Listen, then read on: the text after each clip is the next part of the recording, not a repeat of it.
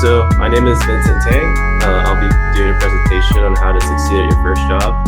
I think the original title I gave was "You Got the Job, Now What?" But this is technically more accurate.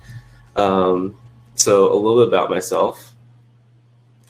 I have about 2 years of experience in producing apps for both Fortune 500 companies as well as for startups in React, Vue, and Angular.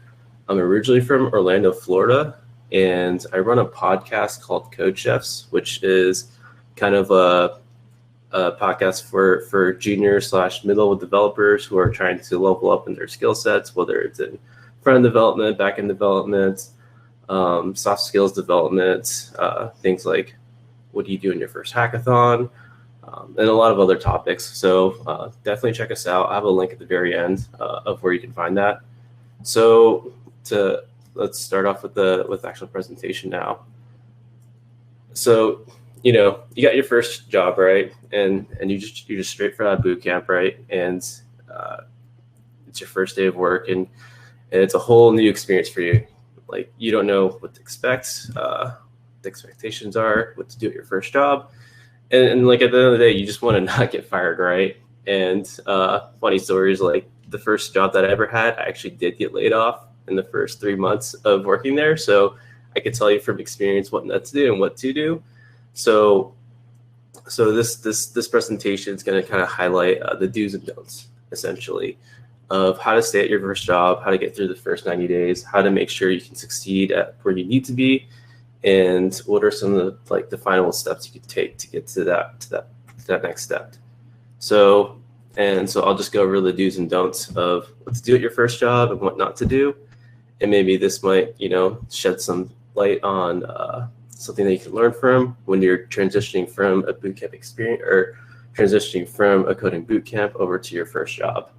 So the first thing you should understand when it comes to working at your first job is, why are you even at that job in the first place? Like, what is your role in the company? What is the thing that you were hired to do, right? And the first thing that really matters, at least in my mind, is learn what drives the business. So when it comes to working at a company, right, there's generally two things that you're trying to solve. One is saving time and resources and money, and the second is either helping the company grow in value and proposition and things that they're delivering or things that they're building out.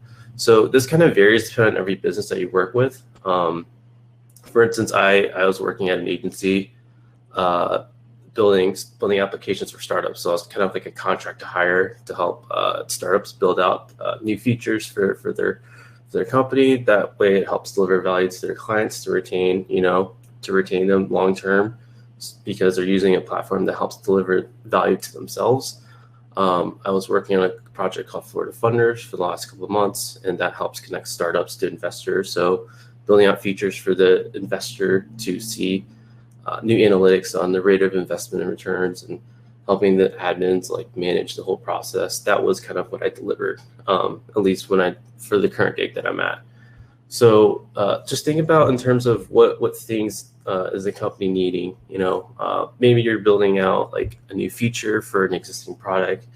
It might be for a CRM platform, and you're just helping deliver features to help provide more value to the consumers, right? So just think about what drives the business, how does the business make money, and how that transitions over to your paycheck, essentially. So, and one thing I want to emphasize here is software is always solving a business need. So I've seen this many times, just like developer or people I've worked with, and sometimes when you're deciding on a new tool or a new framework for a project, you kind of just want to go into the shiny tech realm and go, hey, why don't we try and use this new tool I've heard? Why don't we try using Svelte in our new project? Or why don't we try this?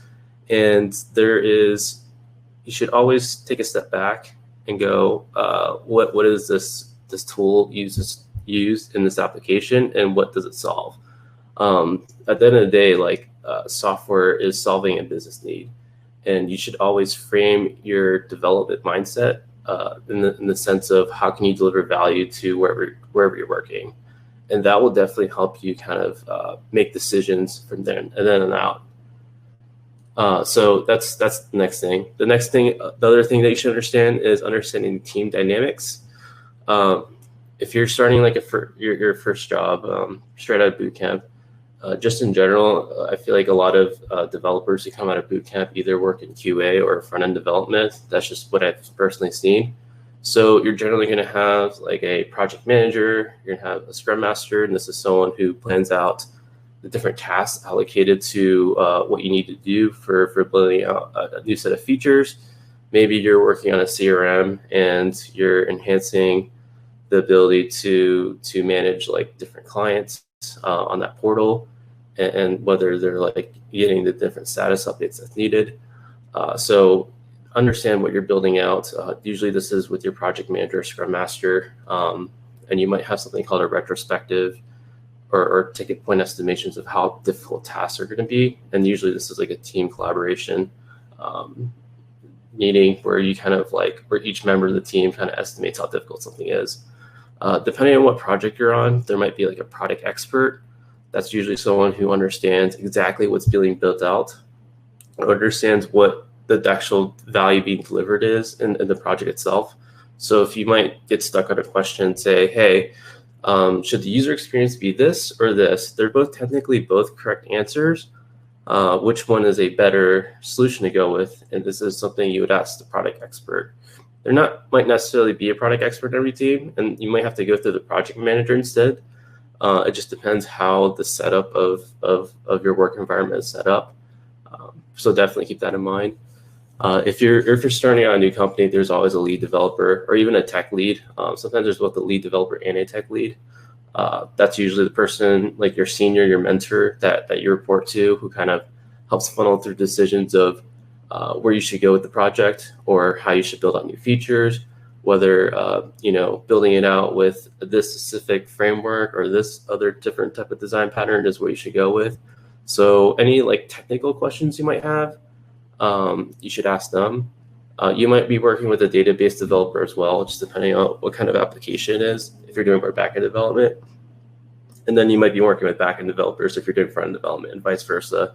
So you might have to write specifications of like how you want the payload coming to the front end and how you're going to send back the response. And you don't have to know how to do everything per se, but it's always important to have that communication moving forward with your team.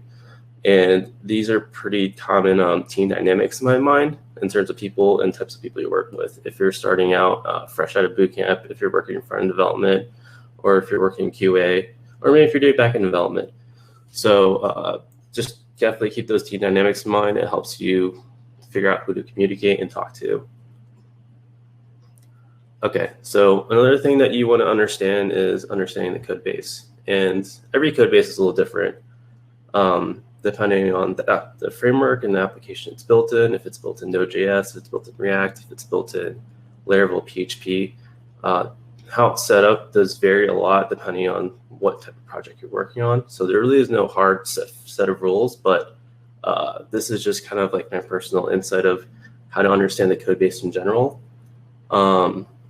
So depending on what kind of project and what kind of team you're working on, there might be multiple repos in the project. It might be hosted on GitHub, it might be hosted on Bitbucket, and you should kind of get like a fine understanding of what each repo does. Maybe one is for backend, one is for front end, and by figuring that out, it kind of narrows down like how those all talk to each other.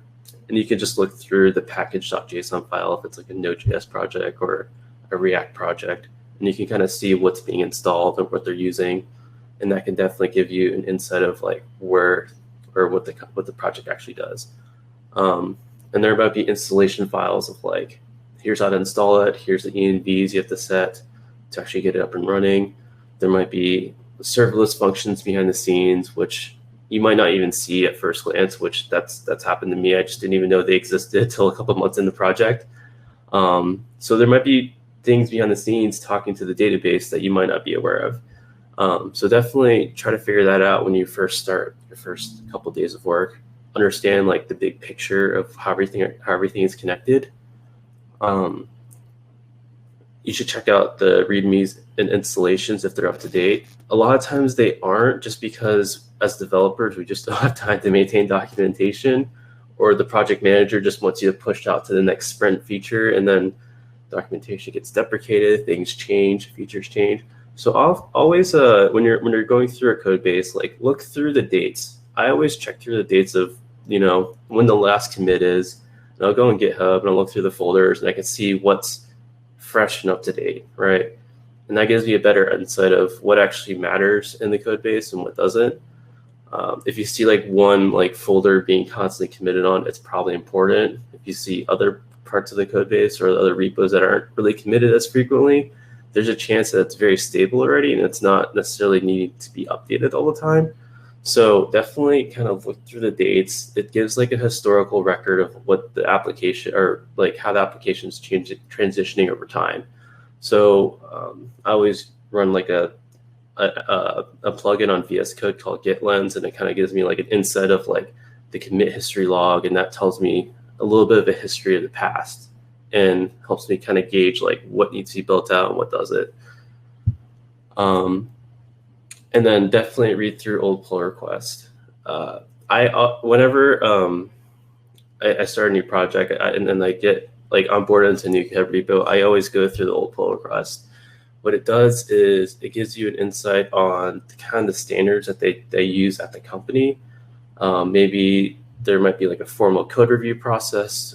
Maybe whoever code reviews will actually go thoroughly comb through and say, hey, you should probably use a different variable name here, or maybe you should use a different convention over here for pushing out to the feature branch. And it gives you like insights on kind of what those standards are and how your standards should be met to those same standards. So it gives you that historical law. You could just read through it. It also gives you an insight of how things are built out. So in case you build out a new feature, and let's say for whatever reason you're not familiar with React, you could just look through how other features are built on the front end, and that could give you insight of how to build a similar feature set using the same files, using the same thing. So it gives you more insightful clues of how to like be successful at your job by looking through those historical transaction logs, and you could definitely use that to your advantage. So learn basic Git. You don't have to be a serious expert on it. I'll just tell you the ones that I use like all the time that I find that are very useful. So if you're just doing a basic installation of GitHub, you probably have done this many times before. You just do git clone and then the URL of whatever you're working on. And for the most part, the installation process is almost npm install and npm run dev. But if you go through the package.json file, there might be like a scripts folder, and it might tell you actually how to run the program, or the README might tell you as well. But if there's always a cause for concern, just look through the package.json file.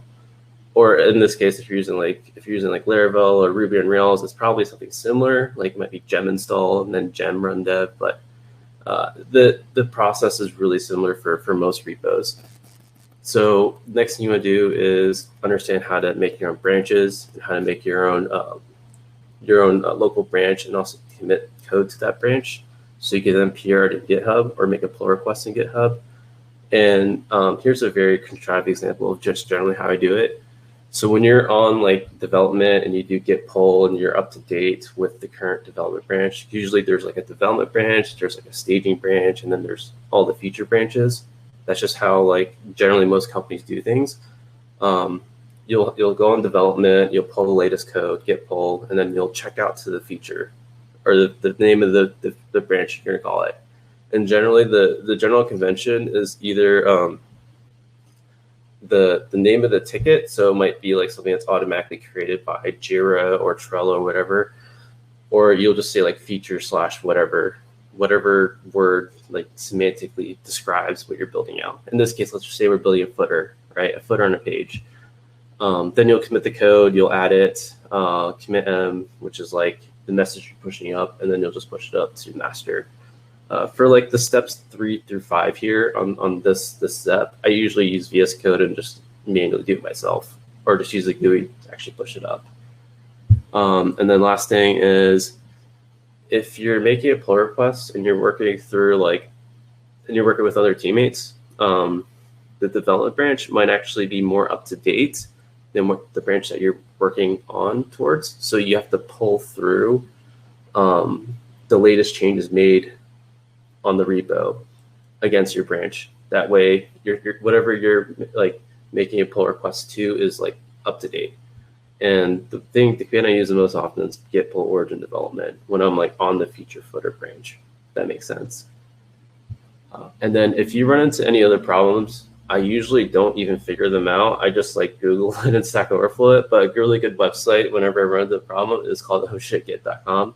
So you might have, and this has happened to me personally when I'm working on a project and there was someone that was not necessarily as familiar as Git as I was. I was working on like a feature branch, and for whatever reason, he decided to also work on the same feature branch, which is not generally what you're supposed to do. So I started having all these crazy Git conflict issues, and like I had to fork it off into my own separate instance, and it just caused all sorts of problems.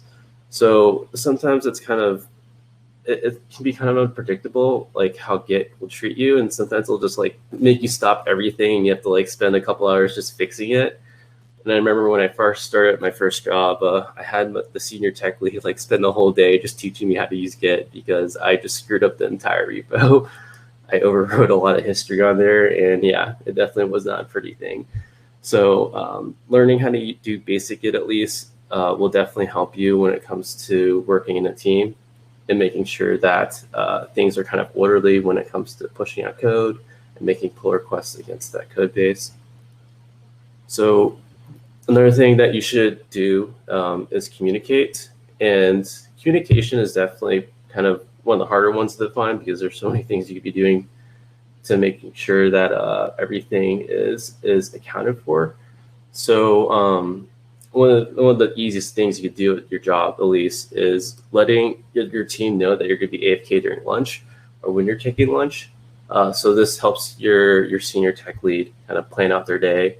They might be very, very busy.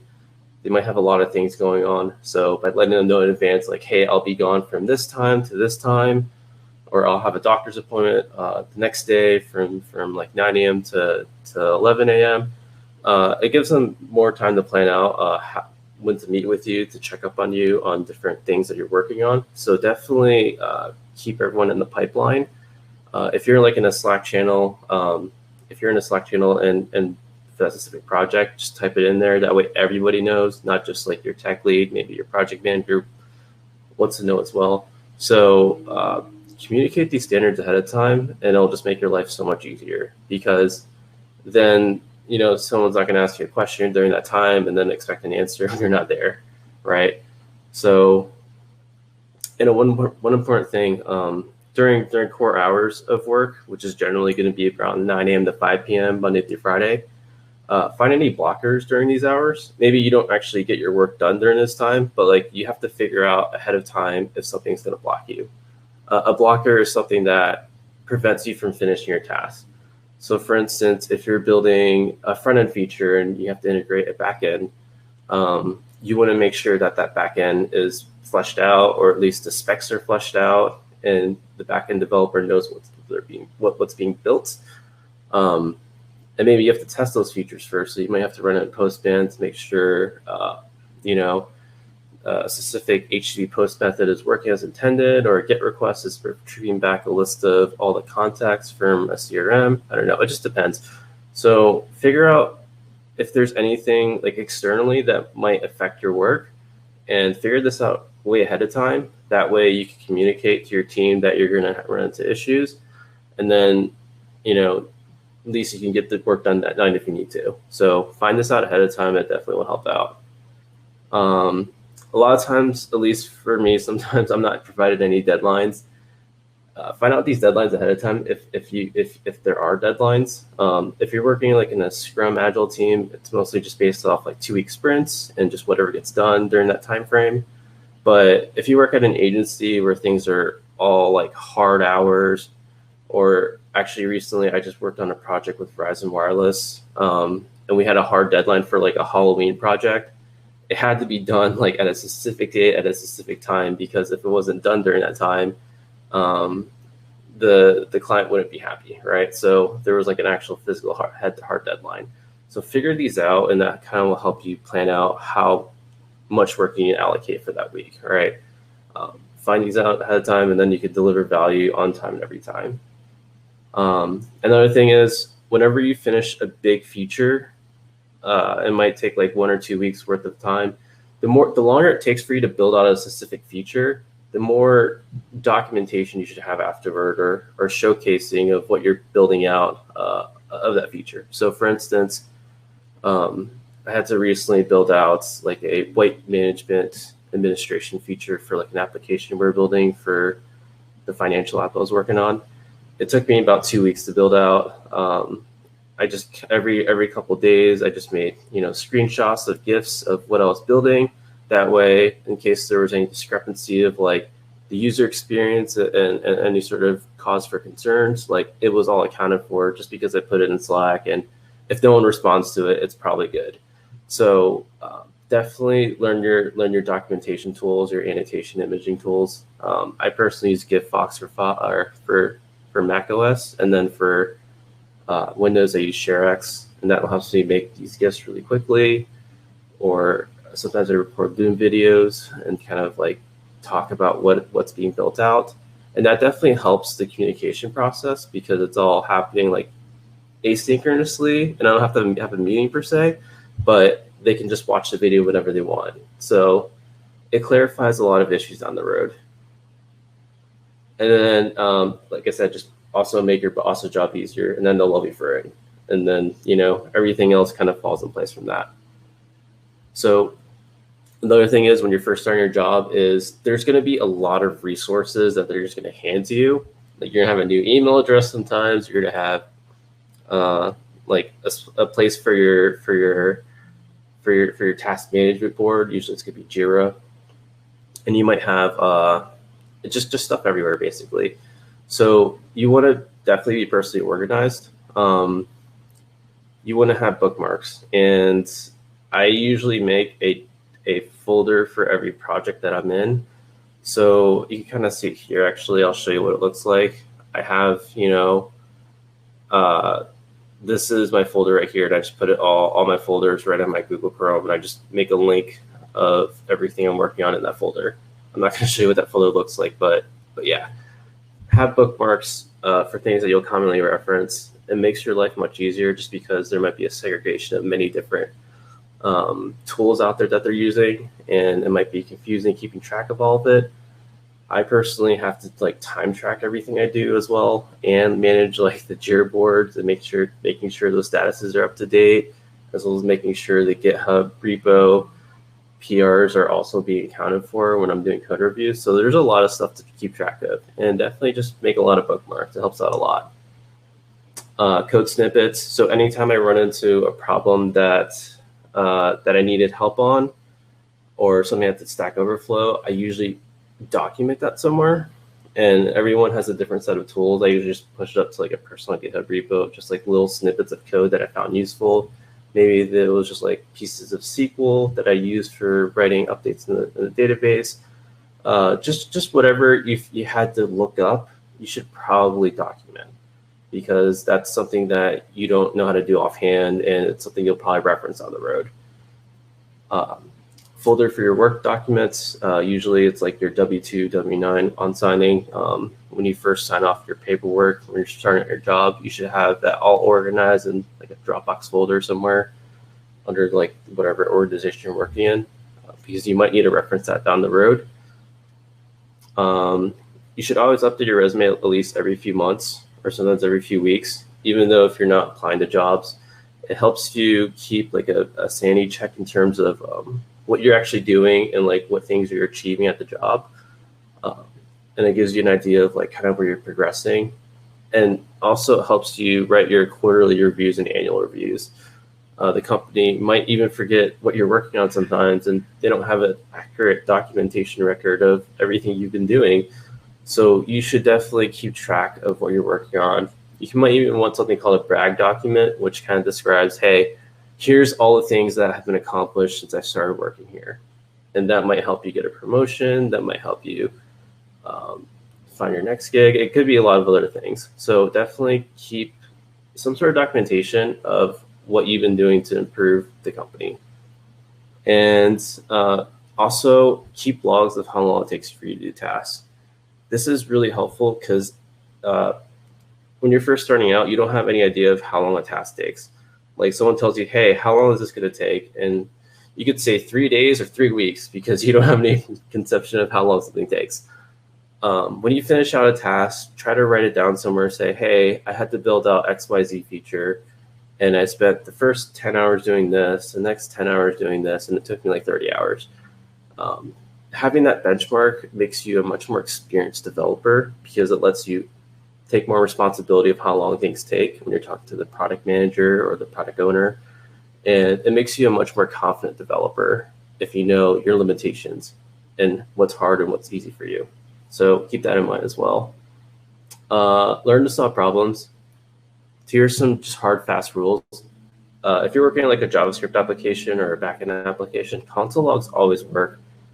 And this is true for a lot of different languages. I mean, C#, you probably use like an actual debugging framework tool in the background, but like if you're using JavaScript, it just always works. I personally use debugger statements sometimes, but it gets very confusing if you're building an application in React and then you accidentally jump into React land and look at the React source code, and it gets really complicated, confusing. So whenever you're in doubt and whenever you're stuck on something, just use a console log. Console log everything, talk about the problem, even if it's just like with a rubber duck, and it'll definitely help you out when it comes to solving a problem. Know when to use a library and when not to. So if you think it takes a long time to build a specific feature and someone's probably done it already, it's probably a good use to use a library. And if you're like trying to figure out like some standards starting out, like it's like date management or some CSS, and if there's no like CSS standards across the board, you should probably use a library for that. So just keep in mind that a lot of things are built out already on open source, and you can always use that to build out whatever you need to build out. Whenever you get stuck on an issue, use the official documentation of the library. GitHub issues is definitely very helpful. That's where a lot of people will talk directly to the owner of the library of problems they're running across. And if that fails, go to Stack Overflow. And the only time performance really matters, at least, is when you work with a lot of data. So sometimes it doesn't matter, but you should always cognitively keep in mind kind of how much data you're ingesting on the front end or the back end, and if it has to be really performant or if it doesn't have to be really performant. And that kind of changes like the perspective of how much you solve a problem. So that's something that just comes with experience. And yeah, it's that. So some other don'ts. So I did all the do's. Don't assume you know everything in the company. Even if like you've worked in that field before, or if you worked in a similar field, it might have different precognitions of what's being built. I remember when I first started my first gig, I had a lot of precognitions of how things were made out because I understood the application in a similar industry, and they were not necessarily one-to-one the same, and it did affect my judgment to some extent. So try not to think that you know everything about a certain application. If there is a problem that you run across, you should not assume a specific set of tools that should be used to solve a problem. For instance, if you're running into an issue and say, hey, I could solve this with the library, and maybe they don't have that library installed in the repo, you shouldn't just install and just go on with your day. You should always ask, because there might be permission rules, there might be licensing issues that you might have to know when it comes to shipping out the product that you might not be aware of. So if you're doing something out of the ordinary, deviating from it, you should always ask. And then going back to like checking through the old PRs, you should definitely follow the standards that they have laid out. And you could definitely make improvements, but let the team know why you're making those improvements and why you think these are better improvements than what was before. And you should always be learning. Don't stop learning. The moment you stop learning is the moment that your career just goes in dead waters. As software developers, we're always pushing ourselves to the next level. We're always trying to learn, solve new problems. And there is always a lot of things that have to be solved. So always keep learning, learn from others, learn from your mentor, learn outside your organization as well. And the last thing I want to say is don't over-engineer, don't over-abstract, which that is more something that comes from experience. Over-engineering is kind of like, hey, why don't we make an abstraction here? And then that way we have like a singleton pattern here that then does this, and then we don't have to write as much code later on. But if that talks to like 5 different layers just for handling one simple task, it's probably not a good idea. Sometimes repetitiveness is actually a good thing because it's simple to understand and easy to debug. So what you read in books and what you read in theory, it's something you should keep in mind, but don't go too far into it. The whole thing with like doing design patterns and making things clean usually comes in play when you're working with legacy code or things that like have a lot of technical depth to begin with. So it's something you should just keep in mind. Yeah, so that's my presentation. I'm open for any questions.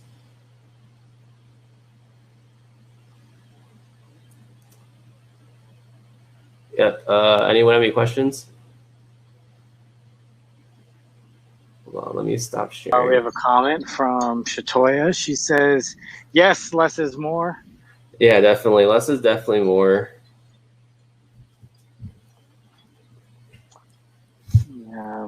I pinned your ohshitgit.com. Yeah, that's always a good website. I'm looking backstage. Let's see. Eric says, how does it usually feel on the first day? How does it usually feel on the first day? I feel like the first day of work was really interesting to me just because like I started working for like a water theme park design firm. And I remember walking in the first day and going, wow, this is a really cool office. Like I just walked in, there were like engineers and like mechanical engineers and electrical engineers building like these like giant water apparatus schematics. And I'm like, oh, this is like what I'm building out. And I'm walking every day and like, this is really cool. So that was my first experience. This was before COVID. And I remember going in there and like, I got onboarded on like the project and it took literally 2 days to just talk about what they're building.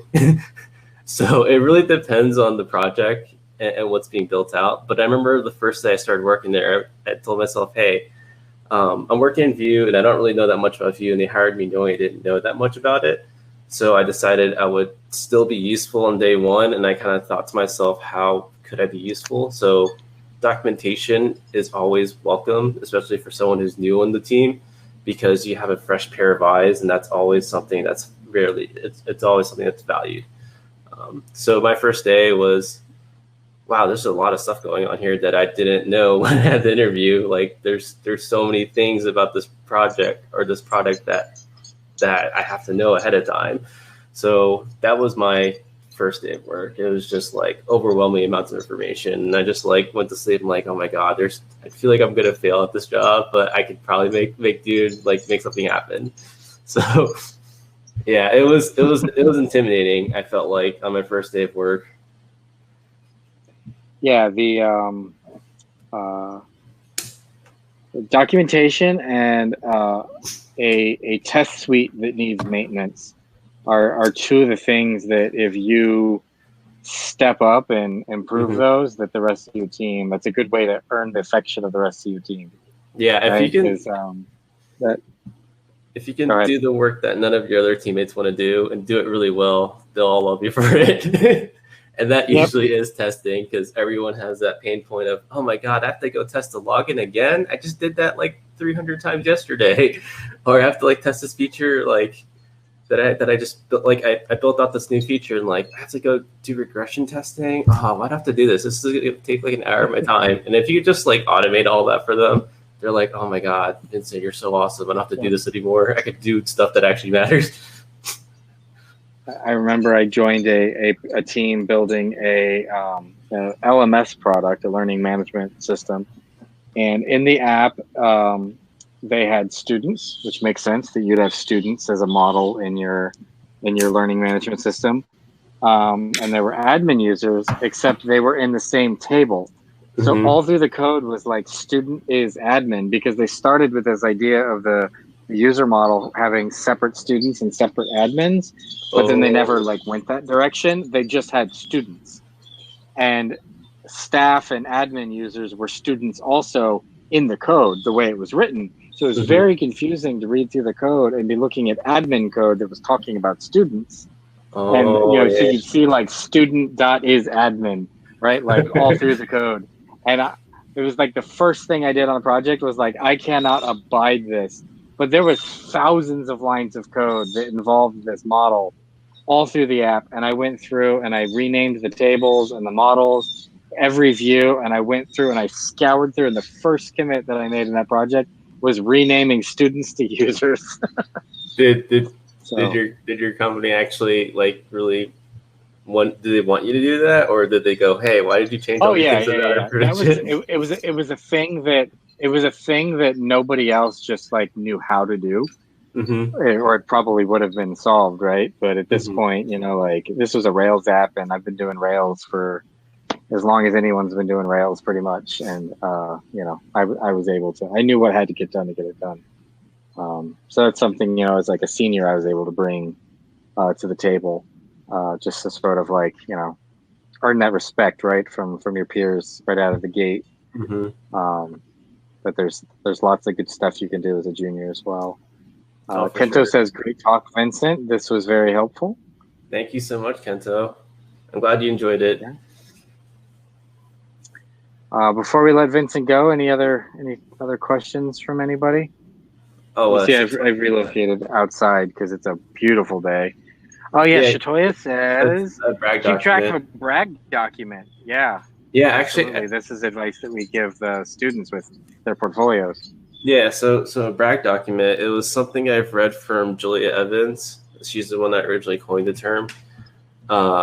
It's just like an ongoing Google document of just things that you achieve every time you build out like a new feature or roll out something new for the company, and they're like quantifiable, measurable things, and you just make an ongoing list. And it's not your resume per se; it's just a giant list of things, and you keep that document around. So when you have your one-on-one or annual review or whatever, you could actually say like, "Hey, I improved XYZ on this set of feature. I optimized data tables that are loading 10,000 rows of data, and I made it 2 times faster. So the user experience is so much better." Or I helped optimize whatever, and I helped build out this, and this is why it benefits the company. And the reason why you do this is because your project manager or your project manager, they can't keep track of all this per se, because they have like 10 other developers maybe, and like they don't keep they don't finally come through and go, oh, Vincent did this, this, and this, and they don't keep that record for you. You have to keep your own record. So you can definitely showcase what you've been building out, and it also helps you write your resume too. So just keep an ongoing list of just things that you do at the company, things that you're improving, and yeah, it does help you boost your confidence as well. Because then you can like look back and go like, hey, like even though I have imposter syndrome, even though I'm like going through all these things, like if I look back on things that I've accomplished, like I've actually done good for the company, right? I've actually made measurable steps and actually improved parts of the code base.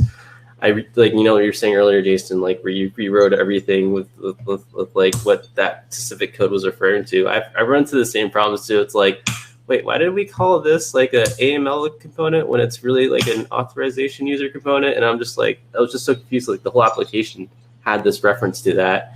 And like every time I'd have to go through the code base, it's like I would just always get so confused. I know like, oh, this code is this, but it's really meant to do this instead, even though like it's just historically that we had like 10 developers working on the project, so they all had different notions of what was being built, and then that's why it's so confusing. So it's like they say, it's one of the 2 hardest things in computer science, right? Concurrency and naming things.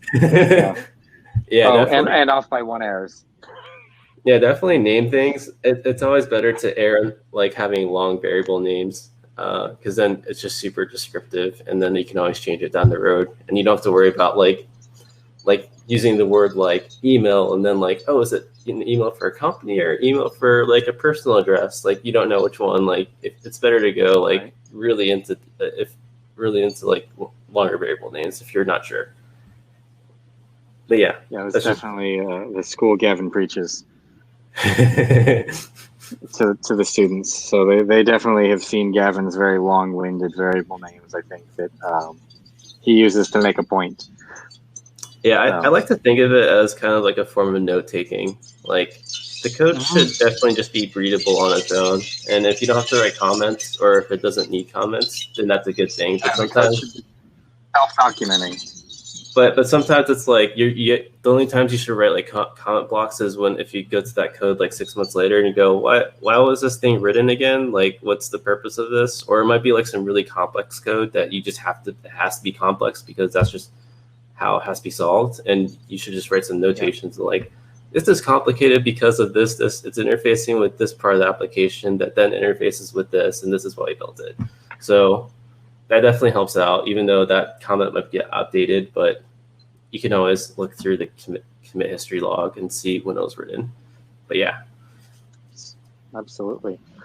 All right, Vincent, thank you so much. We have a lunch break until 12:40, and then we've got Jason Fraley coming to talk to us, and I promise you that's going to be a good time.